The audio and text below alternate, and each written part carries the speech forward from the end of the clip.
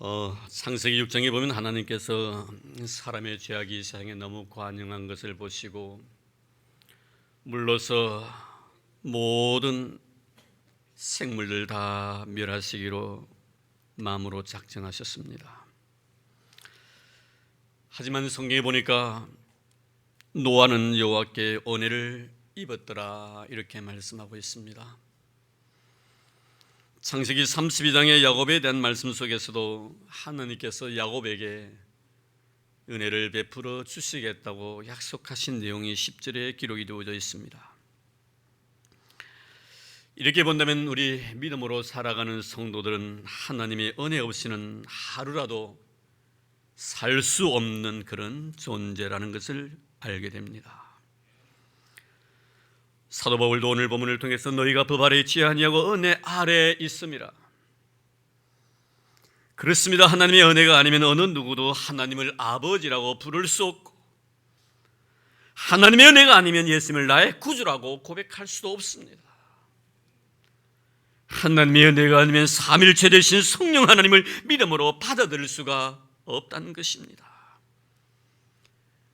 사랑하는 성도 여러분의 마음속에 하나님을 아버지라고 부를 그런 믿음이 있습니까? 예수 그리스도가 나의 구세주라고 고백합니까? 성삼위 하나님을 믿습니까? 그러면 여러분들은 하나님의 은혜 안에 살아가는 자임을 믿으시기를 바랍니다. 우리가 이 시간 이 예배의 처소에 나와서 성삼위 하나님께 예배드린 것 하나님의 은혜인 줄로 믿습니다. 우리 입술로 삼일체 하나님을 찬송함도 하나님의 은혜를 믿습니다. 내가 구원받은 것도 하나님의 은혜인 줄로 믿습니다. 그래서 찬송가에 보면 하나님의 은혜로 있을 데 없는 자 왜 구속해 주는지 난 알 수 없도다.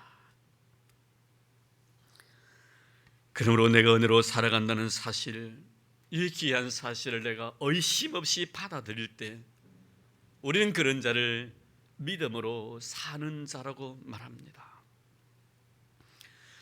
오늘 사도 바울은 우리에게 구체적으로 은혜로 산다는 것이 무엇을 의미하는가, 믿음으로 산다는 것은 어떤 의미를 가지고 있는가 하는 것을 자세하게 두 가지의 큰 내용의 의미로서 설명해 주고 있습니다. 먼저 12절 말씀해 보니 바울이 전제한 것이 있습니다. 그러므로 너희는 죄가 너희 죽을 몸을 지배하지 못하게 하여. 무슨 뜻입니까?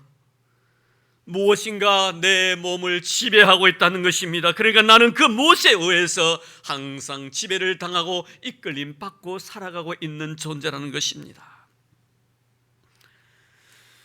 이런 그렇지요. 내가 하고 싶은 대로 다 되지 아니한다는 것 우리 경험한 바 아닙니까? 나는 그 무엇에 의해서 이끌려가고 있다는 것을 순간순간마다 경험하게 되는 것입니다. 그래서 바울도 로마서 7장 말씀에 보면은 원하는 바 선은 행하지 아니하고 원하지 아니하는 악을 행하는도다. 내가 원하는 것은 선인데 내가 원치 않은 악을 행하고 있다. 무언가 나를 지배하고 있는 것이 있다라고 말씀합니다. 내 마음뿐만이 아니라 내 감정까지도 마찬가지입니다. 내가 원하는 방향이 아닌 원하지 아니하는 방향으로 나를 잡아당기는 보이지 아니하는 어떠한 힘, 원하는 선은 행치 않고 원치 않은 악을 행하는 이 어떠한 힘, 이것이 바로 바울은 죄라고 말합니다. 근데 바울은 은혜로 사는 자, 믿음으로 사는 자는 죄가 이끄는 대로 살아가서는 안 된다고 단호하게 힘주어 말합니다. 죄가 너희 죽을 몸을 지배하지 못하게 하여. 죄의 종이 되어서는 안 된다는 것입니다. 종은 주인의 의대로 살아갈 수밖에 없기 때문에 그렇습니다. 내 주인이 주님이시면 주님이 의도하는 대로 내가 살아가게 되고, 내 마음의 주인이 사단이면 사단의 요구대로 내가 살아갈 수밖에 없다는 것입니다. 여러분, 신천지를 보십시오. 우리가 볼 때는 상식 이하의 짓을 합니다. 신천지에 빠진 사람과 1:1로 대화를 나누었습니다. 요한복음 14장 16절 말씀을 거론합니다. 우리 예수님께서 이 세상을 떠나시기 전에 제자들 앞에서 고별 설교를 하시면서 이렇게 말씀하셨습니다. 예수님께 세상을 떠나기 전에 하나님 아버지께 구하여 다른 보혜사를 내가 보내달라고 할 것이다. 다른 보혜사, 여기서 말씀하고 있는 다른 보혜사는 성삼위 하나님, 성령 하나님을 두고 하는 말입니다. 그는 나에게 말했습니다. 이 다른 보혜사는 성령 하나님이 아니라 이만이라고. 사단의 괴수 이만희는 성경에서 말씀하고 있는 이 다른 보혜사를 자기 자신이라고 가르칩니다. 왜 이런 상식 이하의 짓을 합니까? 그의 영을 지배하는 자가 성령이 아니라 사단이기 때문에 그런 겁니다. 사단의 영을 받아 사단의 사주 속에 살아가기 때문에 그런 겁니다. 또 이런 핵의 망측한 말을 그대로 믿는 이유는 무엇입니까? 사람들이 그건 역시 악한 영의 지배를 받고 살기 때문에 그런 것입니다. 악한 사단의 영이 그를 삼키고 있기 때문에 이 만일을 보혜사 성령이라고 말하는 것입니다. 하나님의 영성의 지배를 받게 되면 우리는 성령이 이끄는 대로 살아가게끔 되어 있지요. 아무리 이만희가 자신을 보혜사라고 주장하지만 그것이 얼마나 하나님 앞에서 용서받을 수 없는 크나큰 죄인가를 우리가 안다는 것은 우리의 마음속에 성령 하나님이 계신 증거인 줄로 믿습니다. 사랑하는 성도 여러분, 이제 우리는 죄의 종이 아니라 의의 종임을 자신 있게 선포하는 여러분 되시기를 주의 이름으로 축복합니다. 따라합시다. 이제 나는 죄의 종이 아니라 의의 종이다. 한 번 더 따라하겠습니다. 힘주어서 이제 나는 죄의 종이 아니라 의의 종이다. 의의 종으로서의 삶을 사는 여러분 되기를 주의 이름으로 축복합니다. 그럼 오늘 본문을 통해서 은혜 안에 산다는 것을 바울은 소극적 의미에서 부정적인 말을 하고 적극적인 의미에서 긍정적인 언어를 씁니다. 먼저 소극적인 의미에서 12절 말씀해 보니 죄가 죽은 너희 몸을 지배하지 못하게 하라. 이 말은 우리로 하여금 형벌의식에서 벗어나라는 것입니다. 너무나 신앙인들에게, 예수를 믿는 우리들에게, 진리 안에서 참 자유를 누리며 살아가는 우리들에게 중요한 메시지가 아닐 수가 없습니다. 그러니까 내가 지은 죄 때문에 벌 받는다는 그런 의식에서 자유하라 이렇게 가르칩니다. 여러분이 짐마쓰기를 바랍니다. 마귀가 이것을 노린다는 사실을 말입니다. 마귀는 항상 내가 지은 죄를 가지고 시비를 겁니다. 그리고 이것을 가지고 나를 넘어뜨리려고 합니다. 여러분 기억하고 계시지요? 욥을 넘어뜨리게 한 이 새 친구, 이 새 친구의 입술에서 나오는 말 한마디 한마디를 보십시오. 욥에게 와서 하는 말이 무엇입니까? 너가 고통당하니 고난의 이유는 욥 당신이 지은 죄의 결과라고 속삭입니다. 그것도 근질기게 말입니다. 넘어지는 그 순간까지, 욥의 입을 통하여 범죄하기까지, 하나님을 원망하기까지. 정말 그렇습니까 여러분? 여러분이 이 세상을 살면서 어려움을 당하면 정말 죄의 결과입니까? 여러분이 당하는 어려움이 죄의 결과라면 여러분의 죄가 그것밖에 안 됩니까? 묻고 싶습니다. 그 정도밖에 죄를 안 지었습니까 여러분? 내가 고통당하는 것이 내 죄의 결과라면 참으로 여러분은 어렵게 사는 자들입니다. 역으로 다른 사람에 비해서 내 어려움이 적습니까? 그럼 어렵게 살았다는 증거이지요. 정말 어렵게 살았습니까, 여러분? 그렇습니다. 다른 사람은 우리에게 말할 것입니다. 당신은 참으로 정직하게 살았다고, 진실하게 살았다고, 믿음으로 살았다고. 그래서 당신은 이렇게 하나님 앞에 복을 많이 받았다고. 그렇지요. 그러나 여러분, 다른 사람들은 여러분들에게 그렇게 말할지라도 여러분은, 내 자신은 나에 대해서, 여러분 자신에 대해서 너무나 잘 알고 있지 않습니까? 정말 제3자들이 나에게 대해서 어렵게 살은 결과로 당신에는 복을 받았다고 말을 할 때 여러분 자신에게 스스로 물어보십시오. 여러분의 의의 결과입니까? 아니면 하나님의 은혜의 결과입니까? 건강도 하나님의 은혜인 줄로 믿습니다. 병듦도 하나님의 은혜인 줄 믿습니다. 가난도 하나님의 은혜요, 부유함도 하나님의 은혜입니다.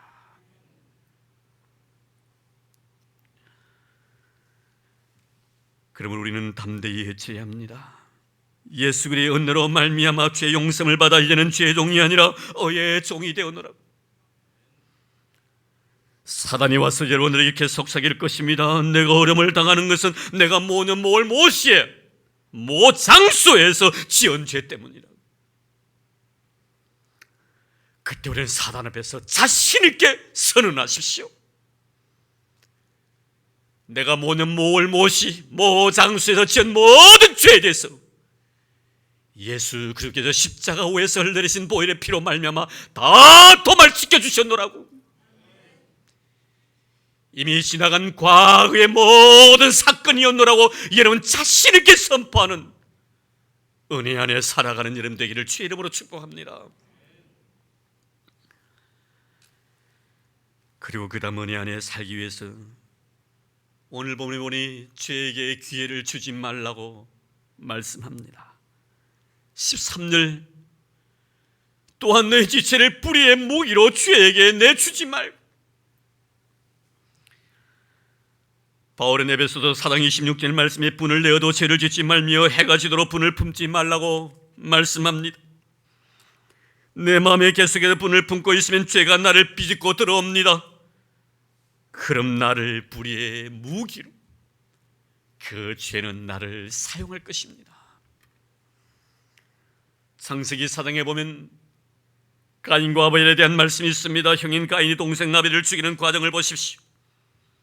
분명히 형인 가인의 마음에 동생 아벨을 미워하고 있었습니다. 심지어 동생으로 인해서 굉장히 분해하고 있었습니다. 하나님께서 그 마음을 아시고 4장 6절 말씀해 보니 여호와께서 가인에게 이르시되 내가 분하여 함이 어찌 됨이며 안색이 변함은 어찌 됨이며.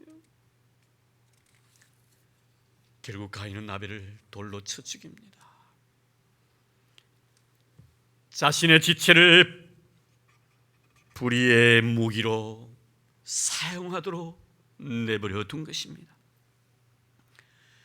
사랑하는 성도 여러분, 우리는 잘못된 것이 있으면 미루어서는 아니 된 것을 꼭 기억하기를 바랍니다. 낮에 지은 죄가 있다면 저녁에 회개하시기를 바랍니다. 저녁에 지은 죄가 있으면 아침에 회개하시기를 바랍니다. 아니, 내가 지은 죄가 생각날 때마다 미루지 마시기를 바랍니다.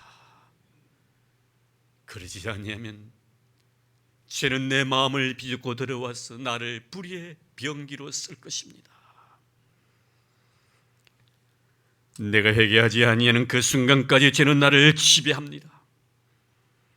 하지만 내가 지은 죄를 주님 앞에 가지고 나와서 고백하면, 고백하는 그 순간부터 나는 성령의 다스림과 성령님의 간섭과 성령님의 지배를 받게 된다는 것을 잊지 마시기를 바랍니다. 그러면 우리는 죄가 내 마음속에 들어와서 왕노릇하지 못하도록 죄에게 기회를 주어서는 아니 된다라고 바울은 말씀합니다. 죄가 여러분의 마음속에 들어와서 왕노릇하지 못하도록 죄에게 기회를 허용하지 마십시오. 그리고 은혜 안에서 살기 위해서는 우리가 교만하지 않도록 해야 합니다.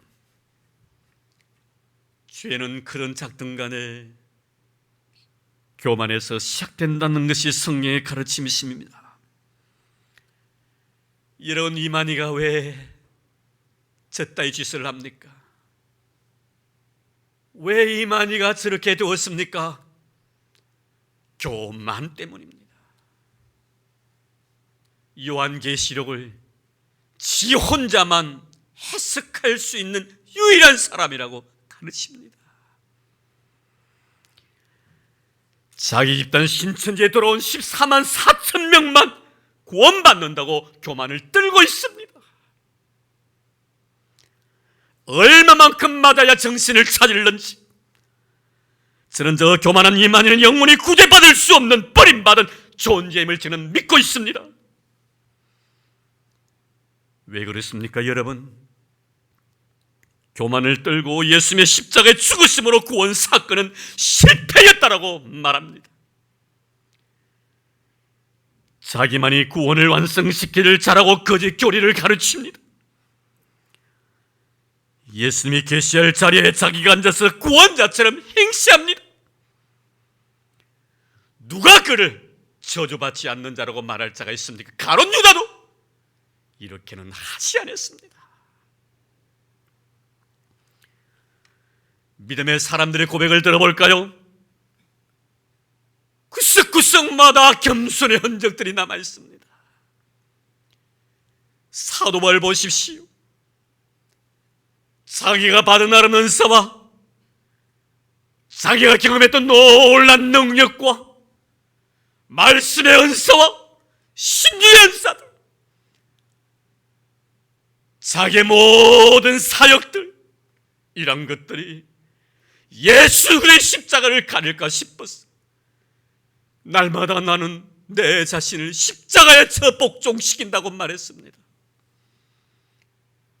행여나 주님, 내가 주의 복음을 전하고 난 뒤 주님이 계시는 이 자리에 내가 앉아 있을까 봐 두렵습니다.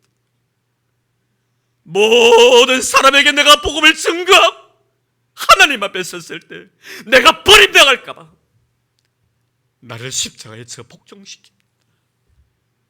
나는 날마다 죽노라고 고백합니다. 참으로 겸손한 사람입니다. 어거스틴 그렇게 고백합니다. 참회록에서 하나님이여, 내 지난 날 살아온 나날들 죄 아닌 것이 어디 있더이까? 죄 아닌 것이 어디 있더이까? 캘빈 그런 말합니다. 하나님의 거룩한 말씀 66권 전체에서 대신학자임 영적 깊이가 있는 사람으로서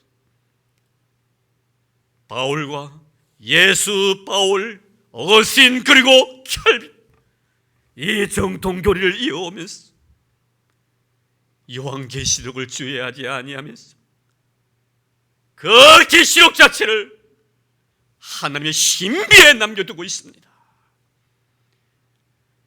이런 계시록이 그렇게 중요합니까?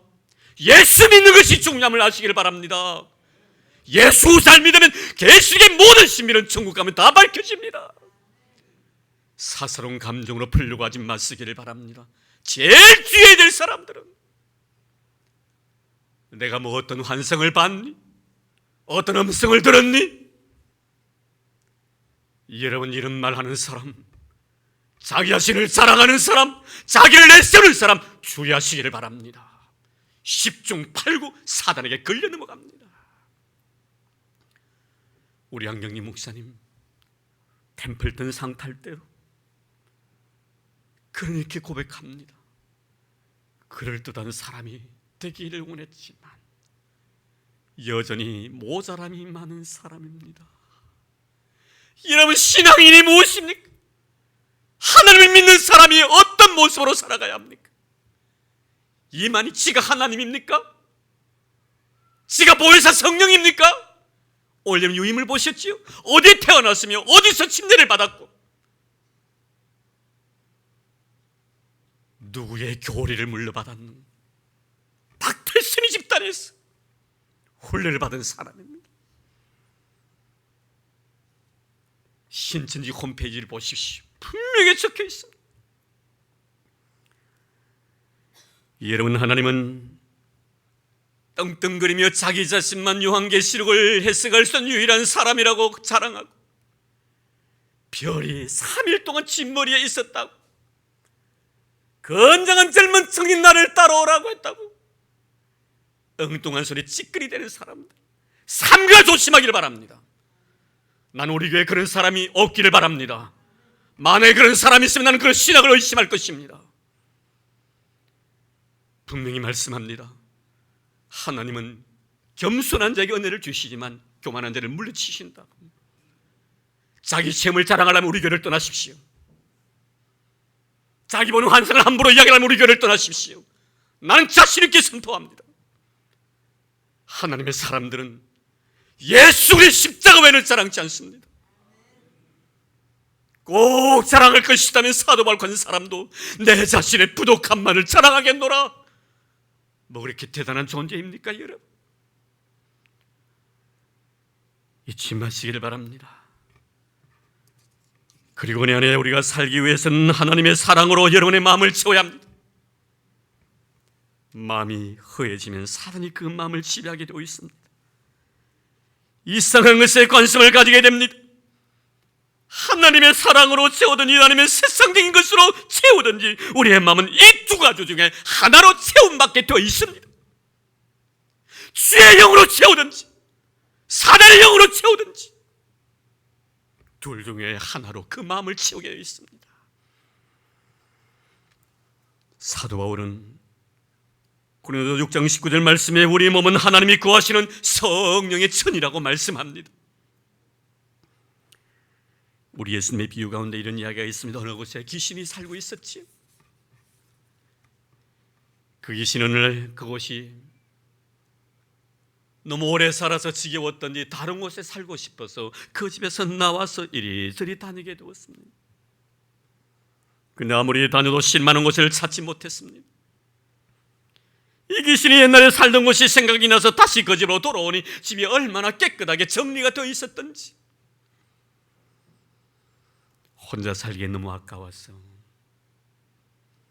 자신의 친구 귀신 6을 데리고 와가지고 그 집에서 7 귀신이 같이 살았다. 주님 하신 말씀이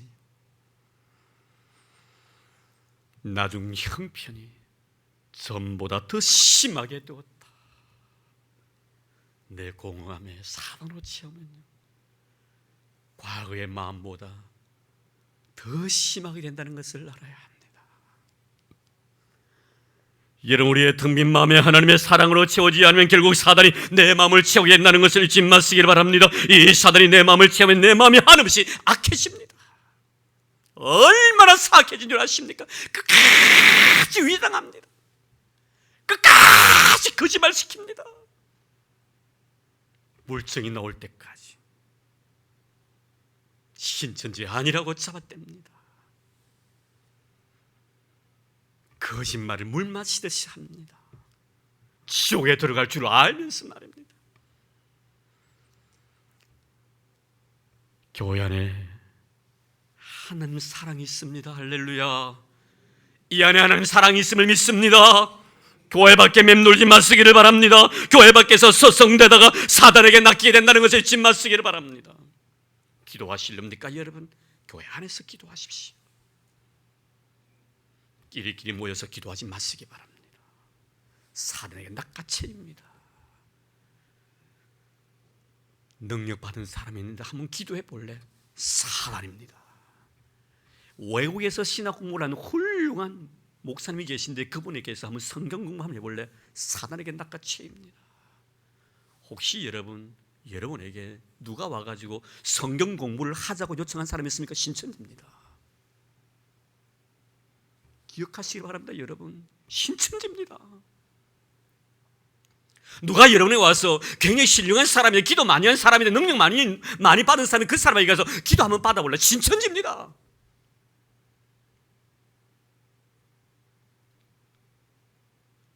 다 두 번만 들어봐라.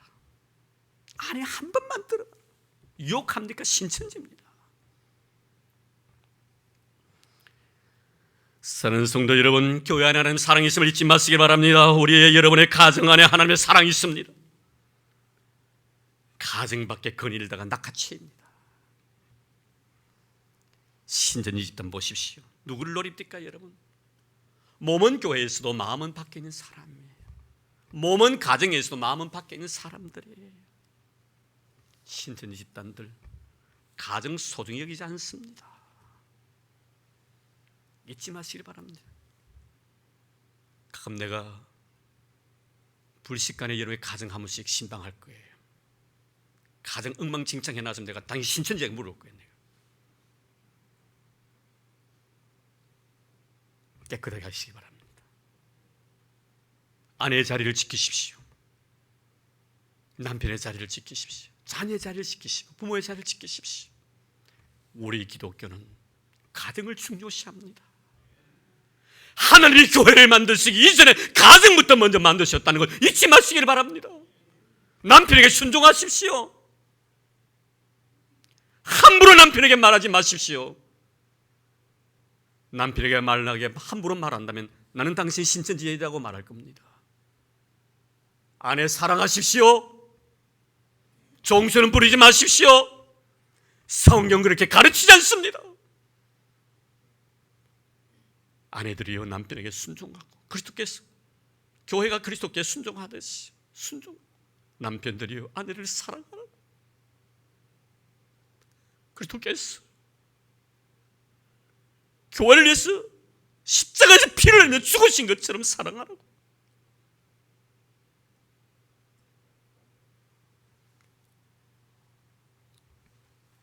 사랑하는 성도 여러분, 가정 안에 하나님 사랑이 있음을 잊지 마시기를 바랍니다. 가정 버리면 안 됩니다. 가정 떠나면 안 됩니다. 그리고 바울은 13절에 또한 너희 지체를 불의의 무기로 죄에게 내주지 말라고 말씀합니다. 나의 지체가 불의의 병기가 되어서는 아니 된다는 말씀입니다. 마귀가 우리를 깨울 때 즐겨 쓰는 방법이 바로 목적을 바꾸라 하지 않고 방법을 바꾸라고 말합니다.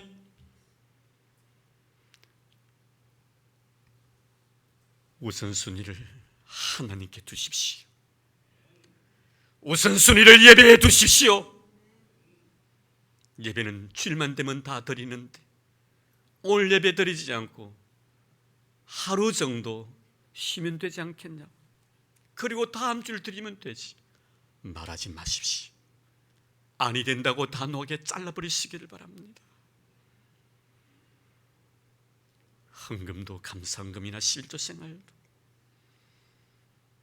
네 있을 것부터 먼저 쓰고 하나님 앞에 바치라고 합니다. 아니 될 말이에요.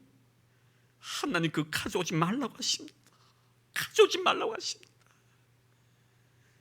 우선순위를 하나님께 두는 여러분들 되기를 바랍니다. 여러분의 혀를 잘 다스려 쓰기를 바랍니다. 내 혀를 불의의 병기요 시인받아서는 안 됩니다. 예수 전하는 입술 되기를 바랍니다. 신천지 전하는 입술 되지 마십시오. 이만희 전하는 입술 되지 마십시오.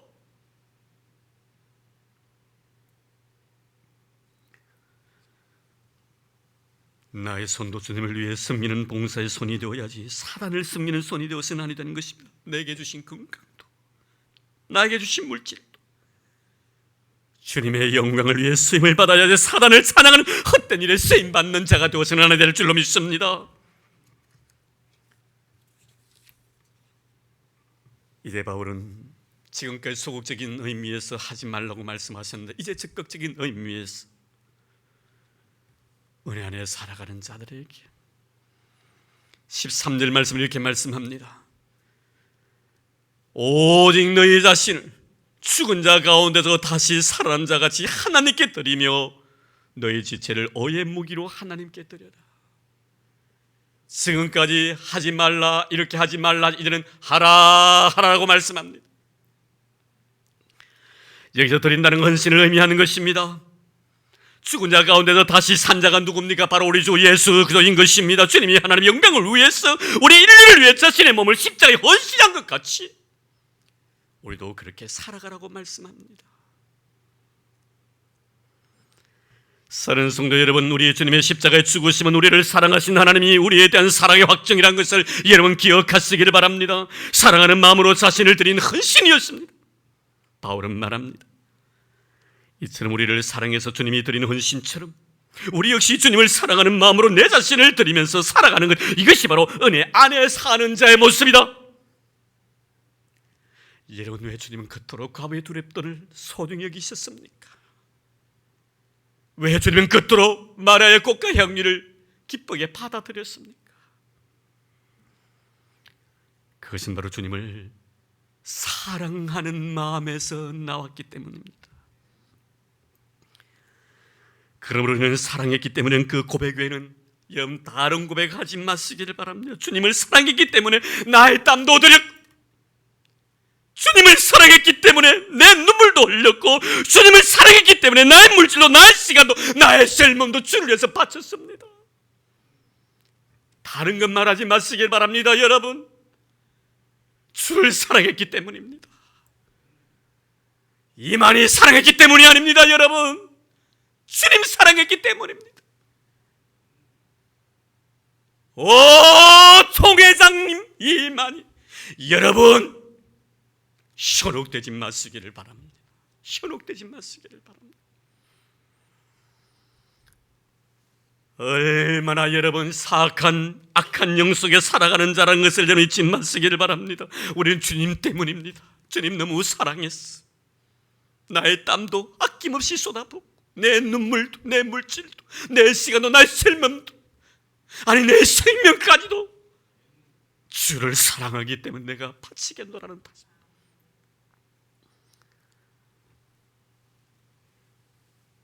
이래 말씀을 맺으려고 합니다. 14절입니다. 제가 너희를 주장하지 못하리니 이는 너희가 법 아래 있지 아니하고 은혜 아래에 있음이라. 법 아래 있지 아니하고 은혜 아래에 있다는 것은 자유한다는 그런 의미입니다. 그래서 우리는 은혜 안에 있고 사랑 안에 있고 긍휼 안에 있는 자들입니다. 그래서 그 속에 따스함이 있었고, 그 속에 포근함이 있었고, 부드러움이 있었습니다. 그렇게 믿어서 되겠니? 참는 복음을 믿어야지라고 정죄하지 아니했습니다. 믿음으로 살기 위해 서다가 넘어진 나의 모습을 바라보시면서 손을 내밀어 나를 일으켜서 상친한 마음을 안아주시는 주님의 사랑의 마음이 내 마음에 있었습니다. 죄 지은 모습으로 주님의 십자가를 바라보면서 눈물 지을 때 조용히 다가오셔서 내 눈에서 흐른 눈물을 씻어주시는 따스한 주님의 사랑의 손길이 있었습니다.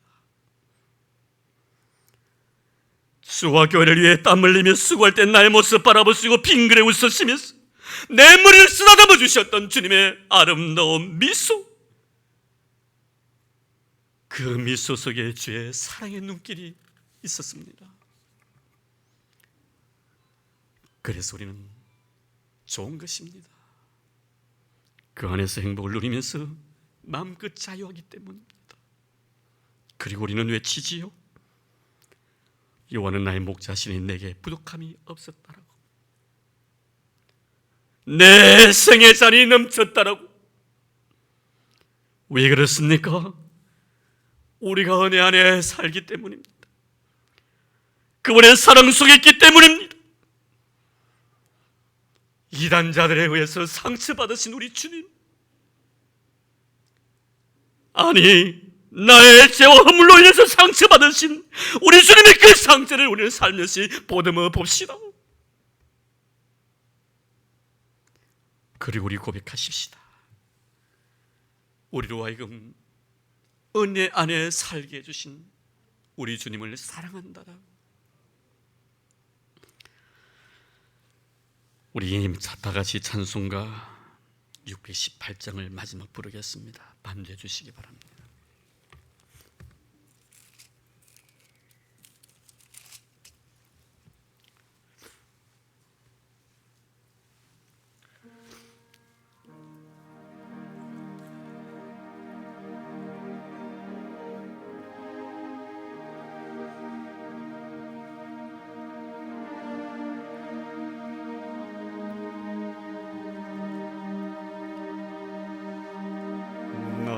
주님을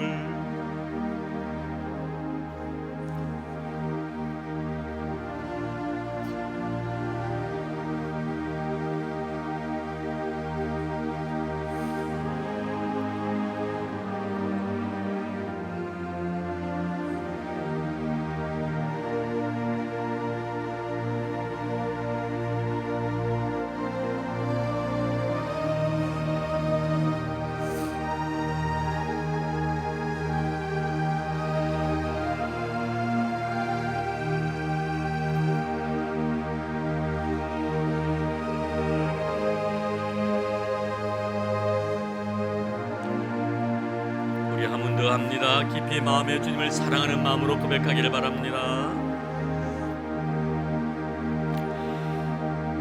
나 주님을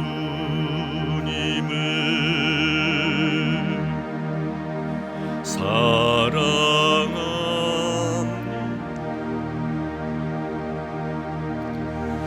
삼사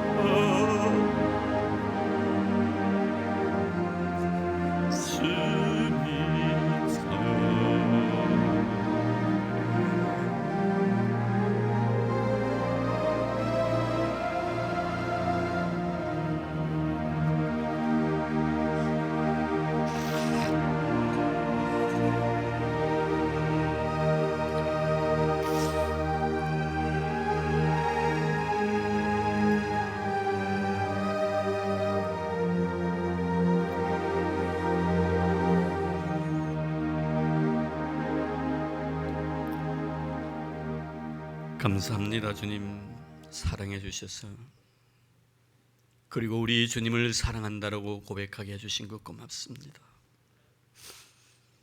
이만희에게 상처받으신 주님, 내 죄와 내 물로 상처 입으신 주님, 그 상처를 고요히 안아봅니다. 주님, 끝까지 주님만 사랑하게 하옵소서. 우리 교회 되게 축복해 주옵소서. 예수님 이름으로 기도드리옵나이다. 아멘.